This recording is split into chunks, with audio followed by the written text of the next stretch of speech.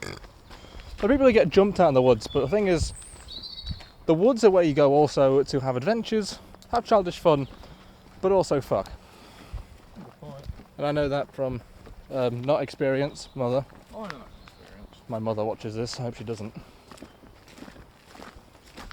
She does have a bad tendency of going through my stuff. She argues, oh, it's on the internet, but it's like, that doesn't mean I wanted you to see it. Which way? Well here, before we got distracted by mine carts and pictures in the flowers, Like just the way out. no, there was something I wanted to do. Well, let me just go, dude. I'm tired now. We'll do it all tomorrow. I won't be out tomorrow, mate. Come on. I'm not out tomorrow, mate. Oh, man. Why not? I have shit to be doing. What, you mean? Oh, you're going home, dude? No. I mean, I'm just trying to make it seem like I have something to do so I don't have to come out with someone 2 days in a row. I thought I did that. It makes me not like them. I find that hanging out with someone too many times can make you get tired of them. Kind of like when you and Jamie were planning that trip, Yeah, we got you hung out with each other so much. I'm not coming on this part, man. I am, because I want to go see if I can try and capture the horses. Do you want to wait here or do you want to come with? Not in this, bro. It's going to fucking spook them out. Remember, they've got 4 shit vision. It's going to spook them out in the fog, bro. They can't see. You've got a fair point. It's not worth it, Jack. You're just going to get yourself kicked by a horse, man. I will fight the horse and I will consume it whole with a knife and fork. That's the only time I'm going to say don't do it. It's not worth it. Think about it. If a horse boots you and it cracks your ribs, you're stuck here. See, the thing is, though, I'm also not stupid enough to approach a horse. What I meant was I still. wanted to get a shot of it somewhere in the field, not to be within kicking distance. Oh, alright, boy. It's still going to be too foggy, man. Just wait till it's brighter out. Indeed. You can get the silhouette of the horse and it'll look better. I'm not trying to start up my photography business. Huh. What are you doing this for, then? I just find amusement in it, really. Same here, to be honest. I'm not trying And to... also because I know for a fact that the 2 most important people in my life who are on the internet, they sometimes see this. I think Sammy gets tired of it all because I do too much. I'm aware that Creston does tend to see these. He tries to leave comments, but YouTube filters them out and I have to go in and unlock them. Why does it filter them out?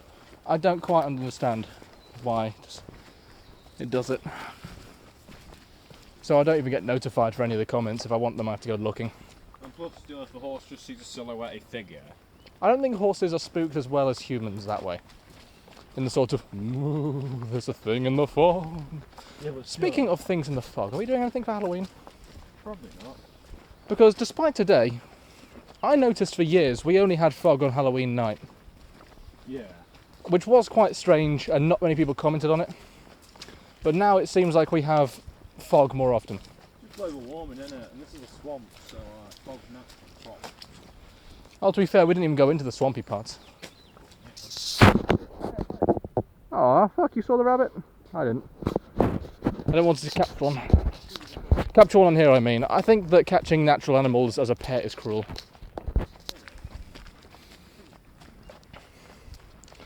Like, if it's been a family line that's been bred in captivity for 100 fucking years, I probably don't care. But at the same time, I have a very skewed opinion about pets. I can't fucking see it. Too much fog. Oh, hey, there it is. Yeah, there's no way the camera caught it. Yeah, no way, but still, it's kind of... Oh, I saw these online. They're called aim cam. And they're like GoPros, but they're built into... It's actually domesticated, though. What does domesticated actually mean? Well, used to humans, I'd say. Used to domestic life. As opposed to natural, wild, fucking rip and tear your guts. They don't have blood. Which is actually from Doom, but... You can't actually really let them have a cage. Or anything like that, can you? You can give a hutch rabbit a ramp. What does that mean? Well, they use ramps instead of ladders. If you want to get the photo of the horses, I don't think I'll be able to see the horses from up here, but thank you. you might, from that little gap, look, Jack.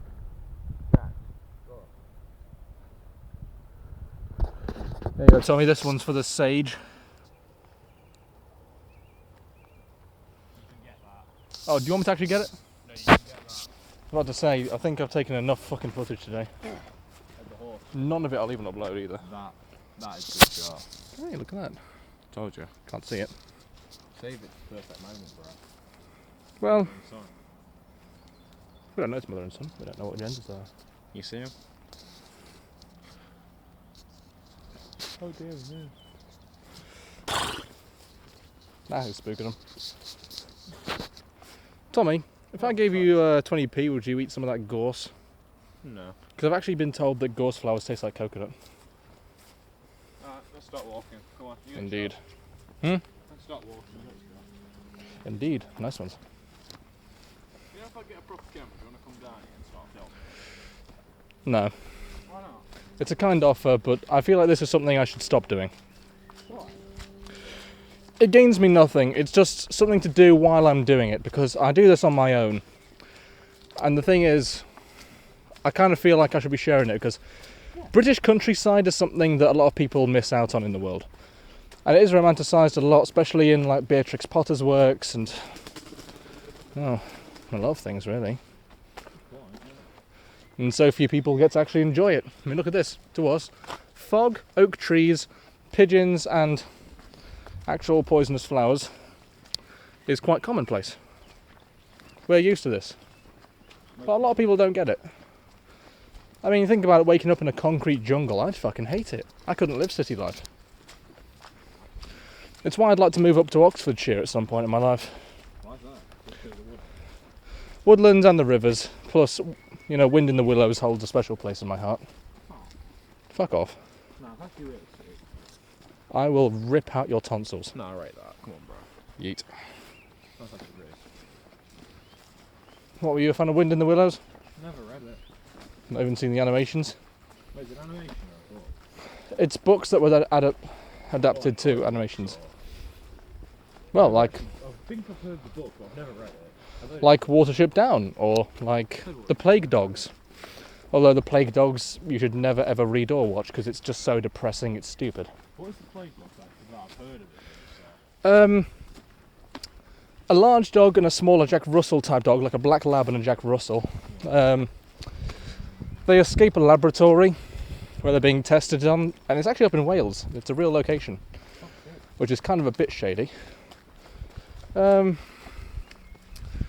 Like the opening scene is a black Labrador drowning, Oh my god. and it is really realistic animation too. Oh fuck, it's one of those films, isn't it? Yeah, realistic 1970s animation. And they escape through an incinerator while another dog's being burned. Oh fuck. Yeah, it's quite heavy. And what happens when they live on the street? They escape and they start to live off, and they go up onto, I forget the name of the mountain, but it's a real mountain. Jeff's mentioned it a few times. It's got here. Yeah. So where's this way lead? Back. Yeah, up the hill. Oh yeah, it leads straight the hill down. Indeed. So they escape and they start trying to live off the land, and they make friends with a fox called Todd. Yeah. So, indirect sequel to Fox and the Hound, if you'd like, but this is a very bad sequel. Well, the dogs start living about until it turns out that people are hunting the dogs because they actually carry the Black Plague. Oh my god. Or it's believed to be anyway. And the smaller Jack Russell has a little cap on its head because they've lobotomized it. And there's a bad problem with reliving memories from its previous owner. Oh, it's a previous owner like. Oh, loved him to bits. Oh. But he ran into the road, and to try and save Snitter, like the owner runs out and gets hit by a car. And so instead of being taken care of by anyone, he winds up in the testing facility. Yeah. And it happens a few times actually. Like there's another one when they finally find another bloke and wants to take them in. Yeah. And Snitter jumps up at him to be like all happy because it reminds him of his own owner. Kicks the dude's shotgun and blows his face off.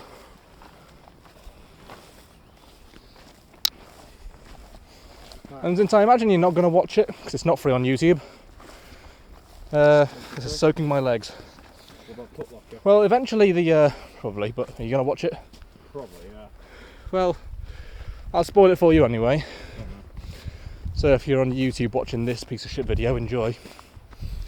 They finally, because they've like dreamed about finding this own island for themselves, so they can live happily. And they escape down to the beach, but at this point the military's been called because it's like, well, it's Black fucking Plague. Yeah. Like that's kind of a big deal. And they find the fox that was involved in it, and they shoot down the fox. And they chase the dogs down to the beach. And the dogs take off into the water, and it recreates the scene from the opening part. Really? Which is them swimming out to sea, and they say, oh, we can see the island. And the other one's like, I can't see the island. It's like, well, come on, just keep swimming. We'll reach our final island. And then it's just silent out in the ocean. So it recreates the opening scene and they both drown instead. Yeah, it's a bit heavy, isn't it? Fuck me. Kind of like my shoes filled with fucking water. Same, yeah. Fucking bullshit. Why do I come this way? Well, we've had an adventure, Tommy. What a wet fucking pig. Yes. Fuck that. Okay, right. And also, you got depressed by thinking about the plague dogs. Well, it's a good book, It is surprisingly good. It is just nice. And it can be heartwarming. It isn't often. What other bits are there in it? Oh, just them surviving, really. It's quite nice. What's the most depressing thing you've read? That, probably. As well as Wuthering Heights, I suppose. What's that? It's a period romance. And as I said to Sammy the other day, I really do love those. I have a large collection of books that no one sees, and the amount of them that are period romances is embarrassing. Yeah. Fuck off. I like them. They're good. That's about you that I really like. Even though you have like quite a hard outer shell, when you get to know you, you're actually like really fucking, like just like really genuinely like just a nice person. As far as I appreciate that, I don't do it outwardly. It's only for people I actually give a damn about. It's really nice to see this side of you. I'll be sure to delete this footage, kill you, and delete any other pictures of those flowers we took earlier. No, man. Come on, allow it. Ah, fuck off.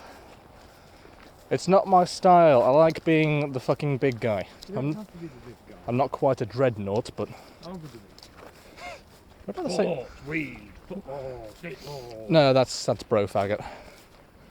Ah, I thought it was something common then. I cannot find this fucking meme anywhere, and it's like, it's one of those Smash Ultimate... What's the most depressing book you've read then? Come on, explain. Okay, never mind.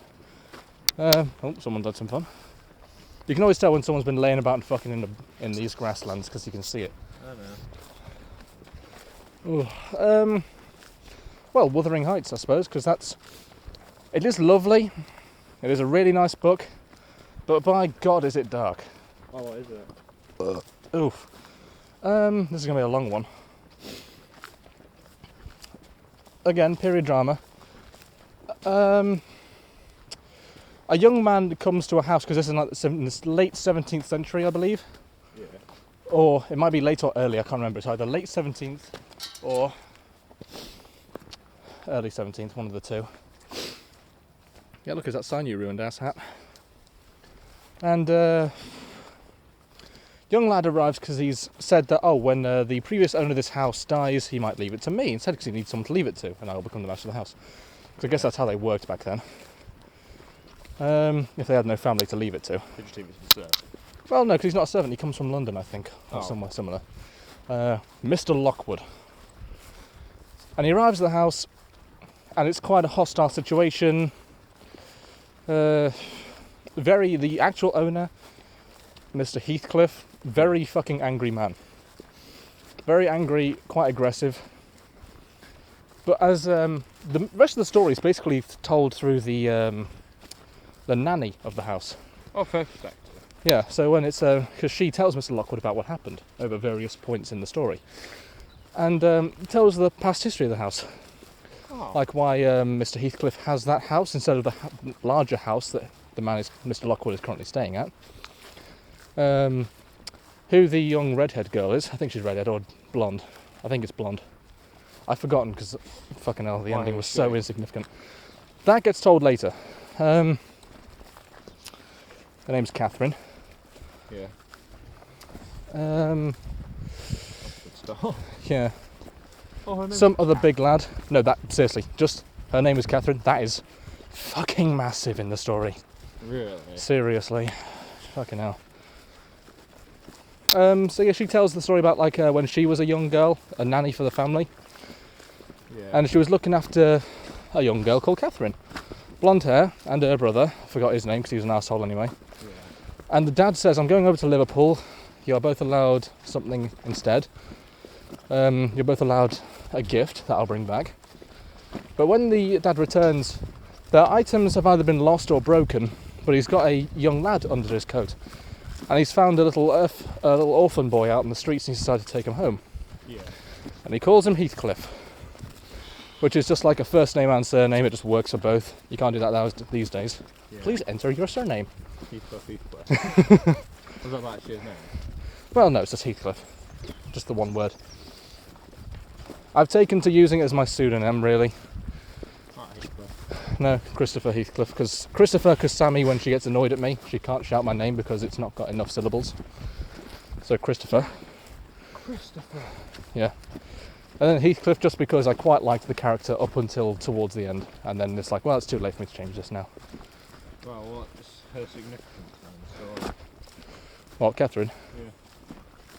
Well, Heathcliff and Catherine, the young girl, at this point in the story, they become good friends.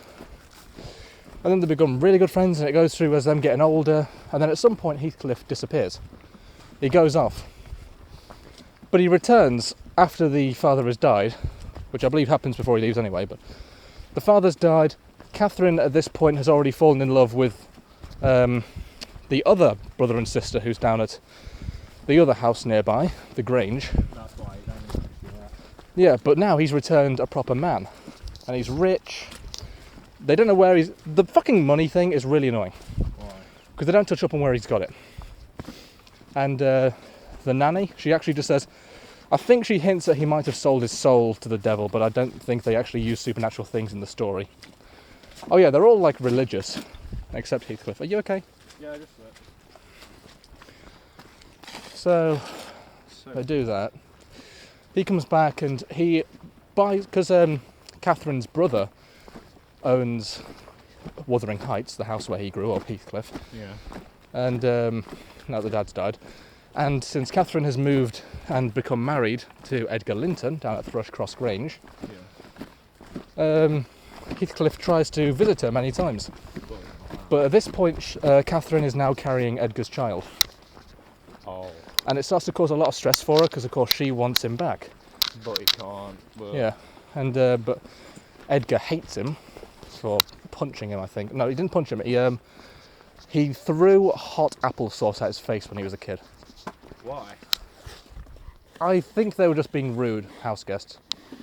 Heathcliff was a very angry man and a worse boy. Let's see, what else? We're all flagging against the top of the head for death. Indeed. While they do start to have a bit of an argument as well, there is a bit when Edgar does stand up to Heathcliff and fucking jabs him in the throat. Dives up and punches. Heathcliff, by the way, is a huge character. Like, I actually have illustrations in mine, because it's an older copy, but someone thankfully has taken time to draw the characters. And Heathcliff is a fucking huge bastard. Big mutton chops, those kind of... The big knee-high boots from Skyrim. One of those big sort of... You know... no, thanks. What's up? No. You know by Torres Mendez from Resident Evil 4? The big guy who turned into a centipede. Yeah. Yeah, the guy who throws Leon by his foot into the cupboard. How did he kill him? He turned into a centipede monster during a giant warehouse fire, and you have What's to the kill him. easiest way actually, what's the secret weapons in Resident Evil 4? What do you mean secret weapons? The secret weapons, what are they? How do you get them? Oh, do you mean like the unlockables? The Matilda burst fire pistol, which is the upgraded pistol from Resident Evil 2. And how do you get that? All of these are by beating the game once or doing other things. There's the hand cannon. Beating the game once, like challenge weapons. None. There are no secret weapons you can gain through the game on your first run through. No, there's dual pistols. Is that right? There's like magic pistols, so you have to shoot all tokens. No, that's the Punisher. And also, even if you don't shoot the medallions, it shows up anyway. Yeah, disappointing. So anyway, yeah. Oh, watch that snail.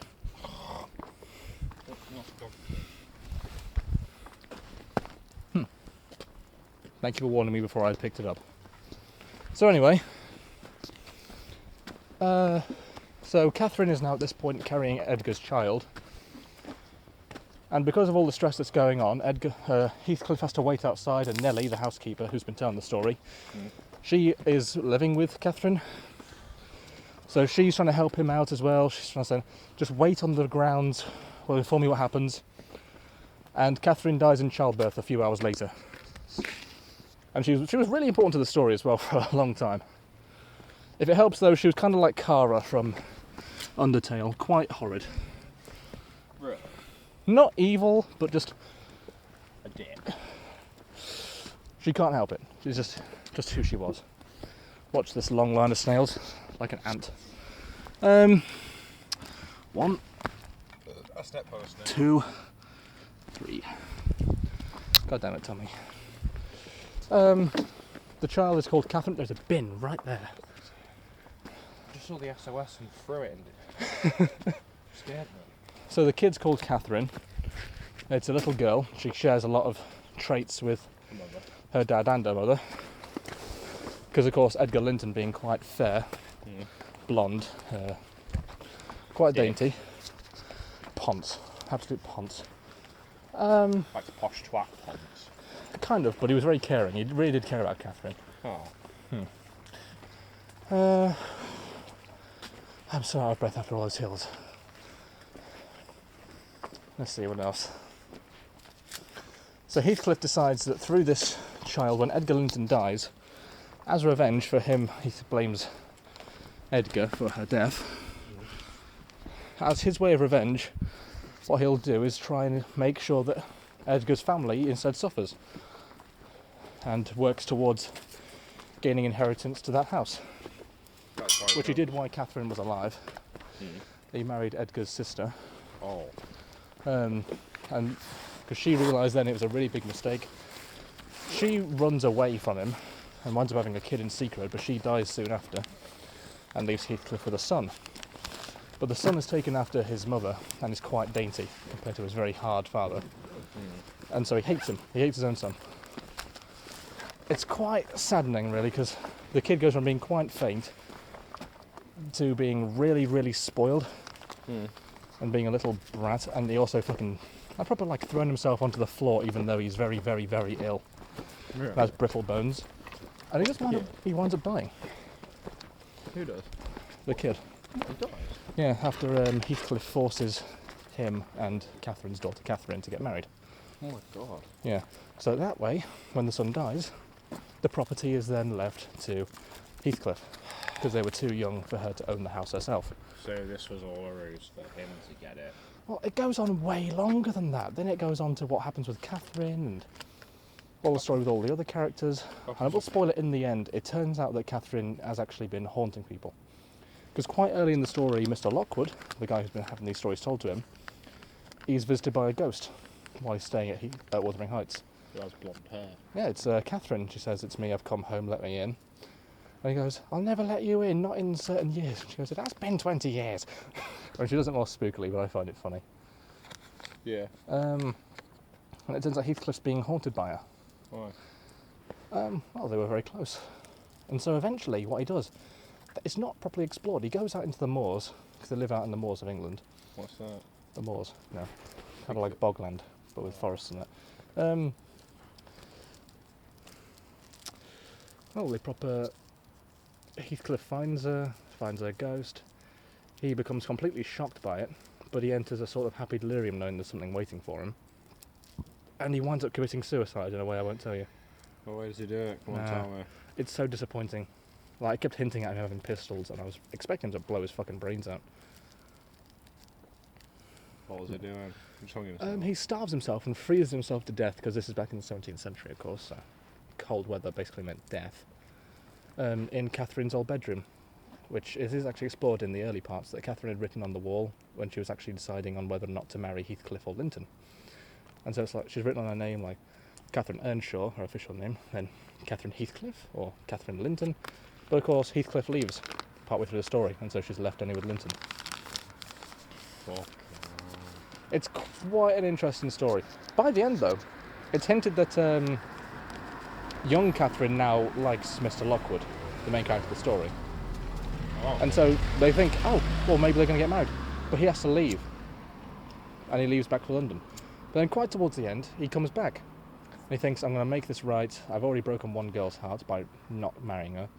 So I'm going to make things right with her. And he makes all the amends with Nellie, finds out about Heathcliff's suicide, because Heathcliff's suicide happens quite modern with the times. Like, not too long after the story's told, like a few weeks. So it happens while he's there. Well, he's not there, rather, but while he's in the story. And comes back, and it turns out that the large lad who was the farmhand at Wuthering Heights, he's now being taught to become a gentleman, and him and Catherine fall in love, and so he decides, well, I was quite absent for this story, so I'll stay absent. And he drops a gold piece for the, I think he kisses the Nellie, the housekeeper, because of all the stories, and she thinks it's very inappropriate and rude, but he just has a laugh with it. Leaves out, drops a gold sovereign at the foot of the bloke who's been there the whole time, the stable hand, and sneaks around the back of the house before the young girl can see him, while she goes off and has a good laughing time with the other young lad who was actually genuine and liked her, rather than the little brat. Yeah. And I think in the end she gets the house. I think she, I don't think she does get the house back, but I think it's hinted at it because Heathcliff's dead now. That's depressed as fuck, yet somehow really sweet. It's bittersweet. Kind of like if you ever seen the film Grave of the Fireflies. Yeah. It's by Studio Ghibli. Heard of it. It takes place in the Second World War in Japan. Really? Yeah, and during the bombings, this lad I think his dad goes off to war, but the mum gets killed during a bombing, and so he's left with just himself and his very, very infant sister. She's like 2, I think. I'm not going to spoil all the things they have to do to try and survive when they're rejected by family. Cannibalism. Hmm? Is cannibalism one of them? No. It's a hint to that. No, it is just very sad as well. Because there is a point in the story when he has to take the young girl who is very sick to a doctor. And the doctor just says, well, all she needs is a good meal. But he can't provide that, because this is war-torn Japan. And they have to hide in like a mine thing and that. And he doesn't make it back. He comes back to, after like a big ruckus with a different farmer who drags him away. Yeah. And he comes back and his sister's died. Oh my god. Yeah, just like a little dead toddler. It's quite sad, really. And then, I can't remember what happens. I think they wind up at a train station and he dies amongst a whole shit ton of other young lads. And the body's just forgotten. And so's the young girl. That was the whole fucking thing. That was the whole film. Like, Studio Ghibli can do some heavy shit. What's some of the stuff they have to do to start? Come on. Nothing bad. That's the thing. It's just very human. It's like stealing. It's just incredibly boring because it's the whole fucking film. It's never like taken to the extreme. No. No, it's just really sad. And the end scene is, what's it? The rest sits on a bench and dies. No, it's the young boy and the sister. I think they're like ghosts now on a hill. Yeah. And then it shows that they've still been there haunting that hill, or just like living there. And it's now modern Tokyo.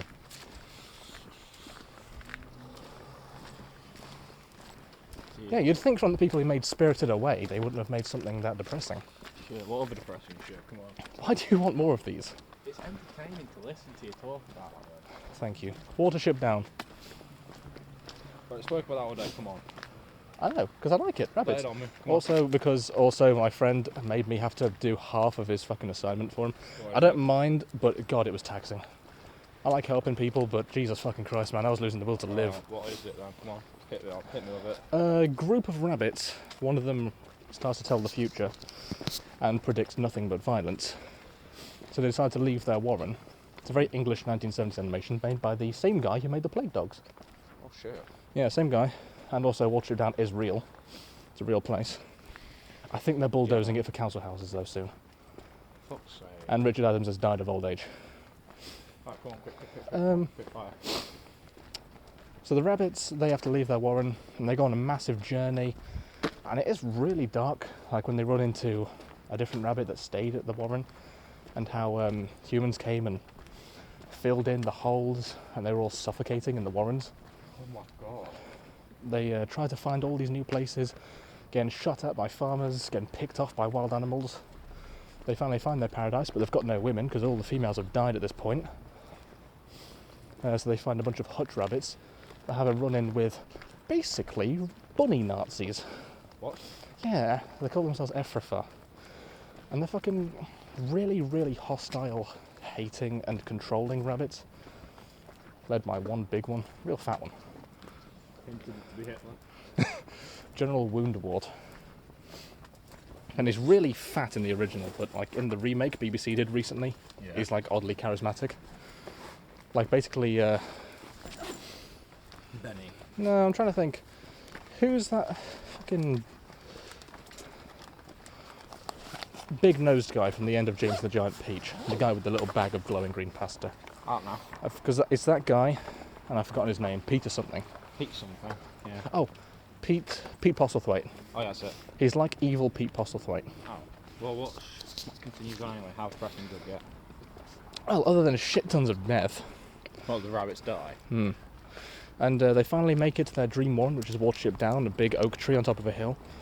Apparently, according to my mate in the books, it's a birch forest. But whatever. So they make it back there, make it to the hill, and then Gerald Woundwort has found them because they've stolen away some of the females from Ephrata because they tried to break out prisoners. Yeah. And so he tracks them down, but what some of the other rabbits have done with Watership Down, they dug the peg out for an angry farm dog and released it onto the thing. And then all the rabbits have like this big all-out war on top of the hill, and it's really fucking gory. Like, we're talking full-on organs ripped out. Jesus Christ. Yeah, this was for children. Quite graphic.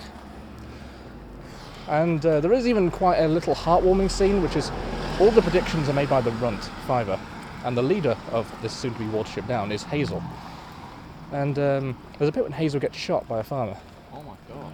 But they also have a depiction of God and death, and that's the Black Rabbit of Death.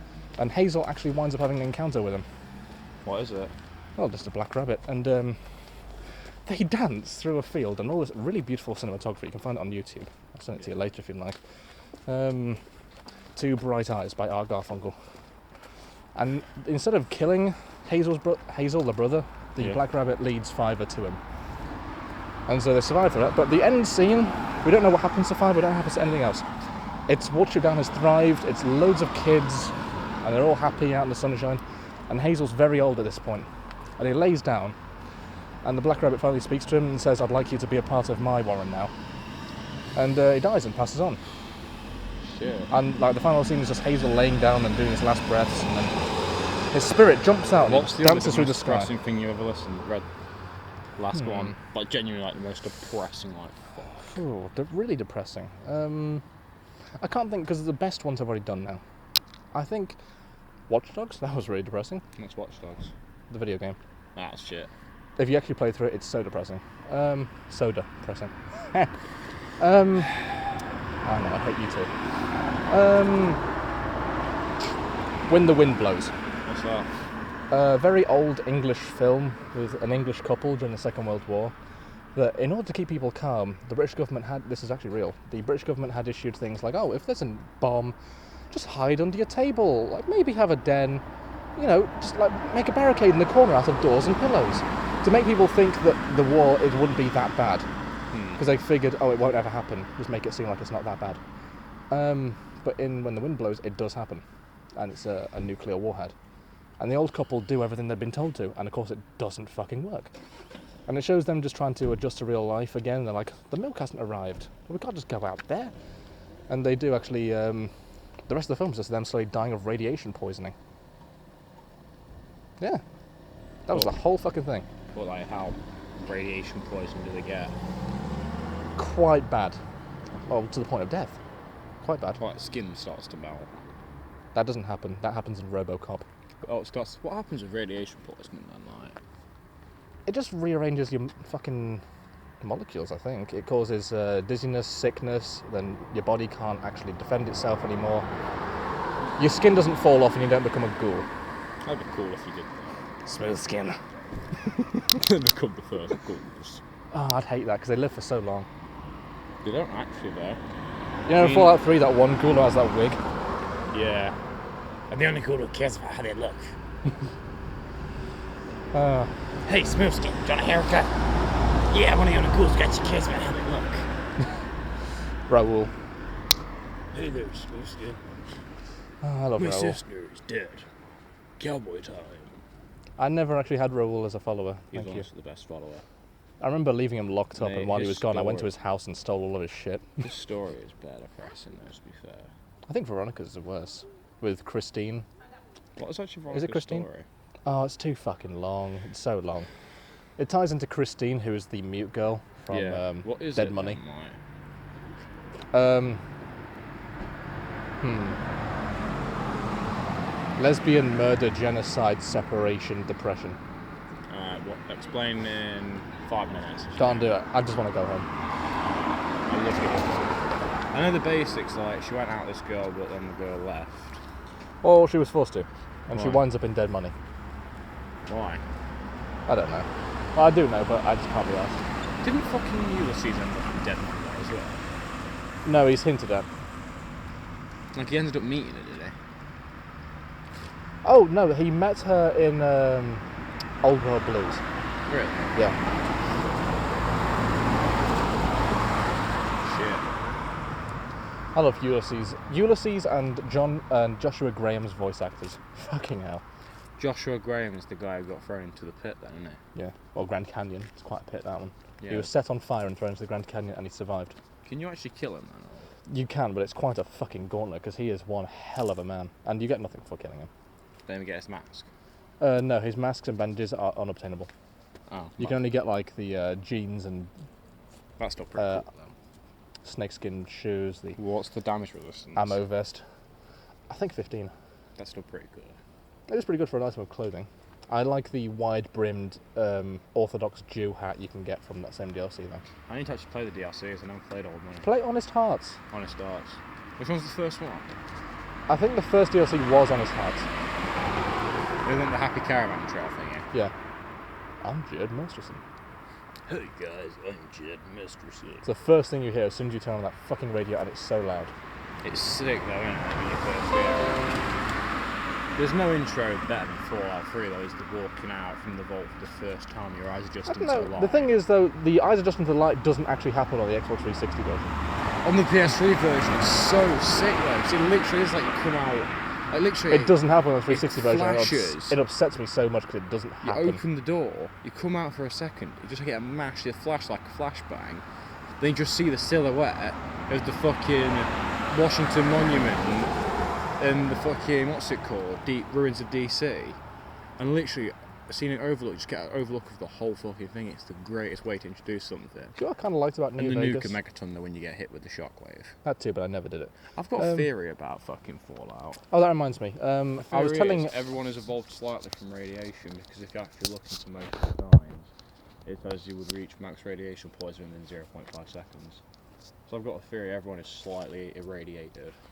To the point where they're immune to radiation poison in some way.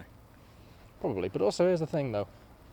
I was telling MJ about your theory on how James Earl Cash is actually Bully. Jimmy. Yeah. It makes sense to me. You'll have to tell him next time we see him. Because think about it, roughly came out the same year. Bully's set in New England, that's not far from Michigan, which is where, well, Detroit, where fucking Manhunt's Is that where set. Manhunt's set? Yeah, I just kind of want Fuck, to go I'll there. tell Sammy.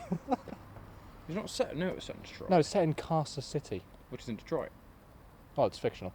You know, It's set in, what's it called, GTA 5, Castle City, you know Detroit. Manhunt 1 is actually canon in the GTA universe? Really?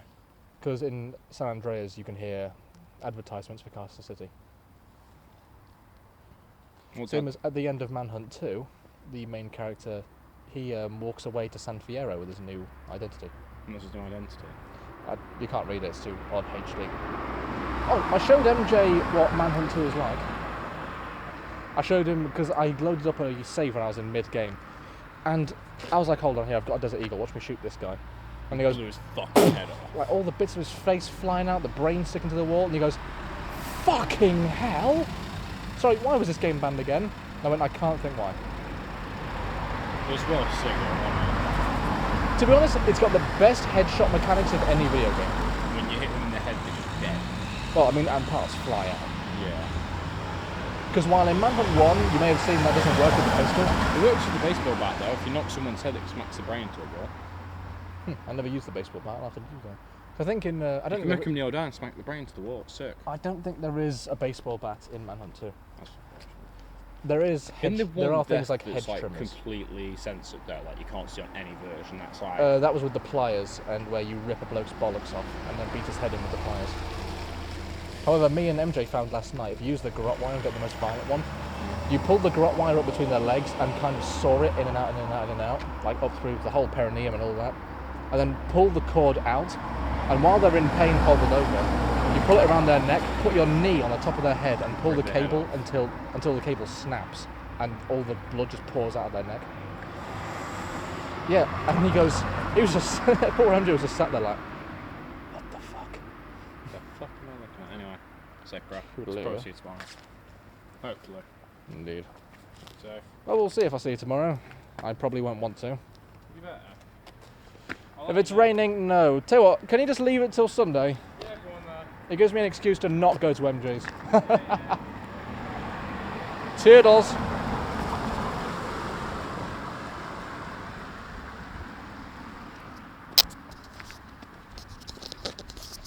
This video is so long, I don't think I'm going to get to upload it. I'll probably have to do it all overnight. Oh. It's been fun. I think I'll talk about some depressing things. Oh, still.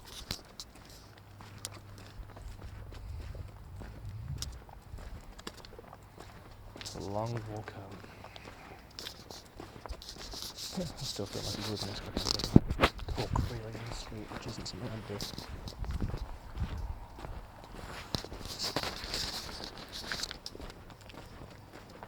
Oh, my legs hurt.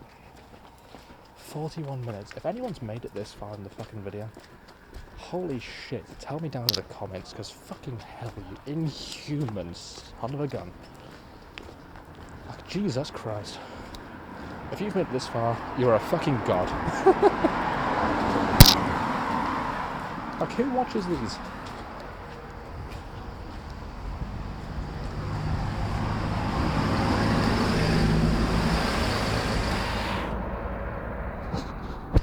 No one fucking watches these all this way.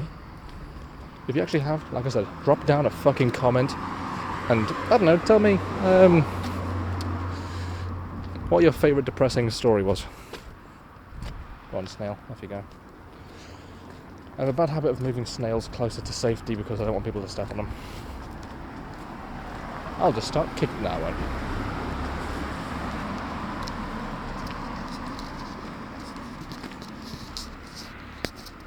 Welcome to History with Jack. Down this side leads underneath the train bridge. I may have had a bit of fooling around with someone there, but we don't need to know about that. No one needs to know about that. I'm just going to stay on now.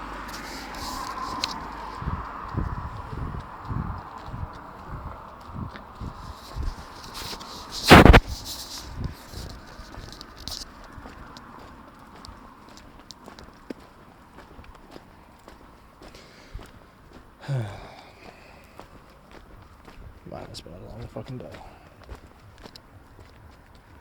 Big train wheels, fun fact.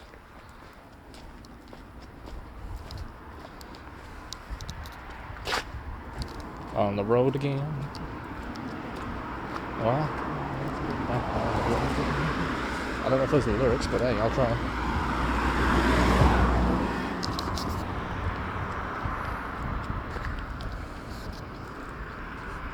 Road DevTech, Nottingham.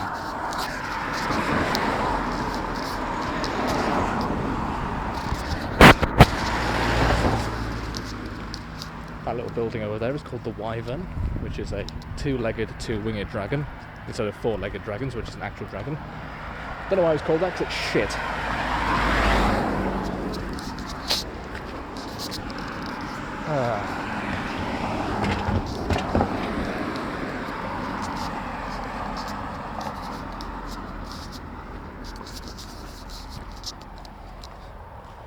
Man, this fog is weird.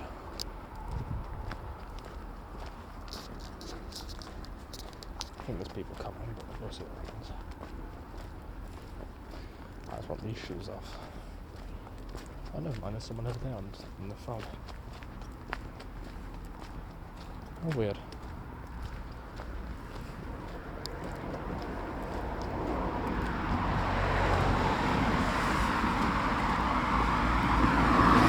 Oh, never mind. There's two of them and a dog, and it's not here.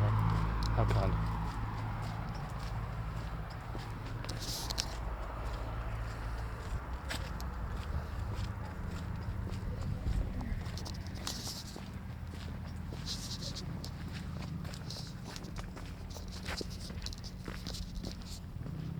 Down there's the industrial estate. Any video recorded down there, including the stage.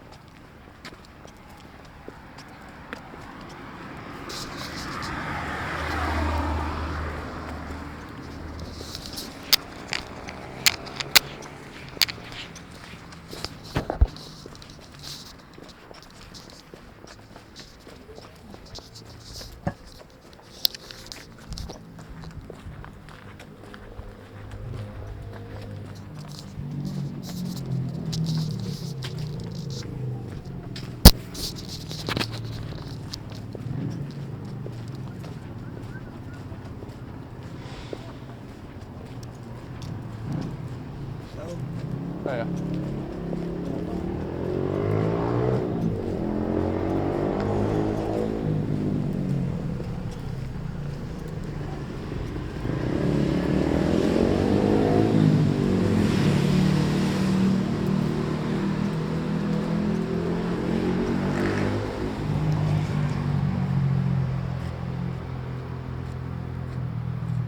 Away from the road. Sensitive. It's the best I can do without stepping on the ball bastard.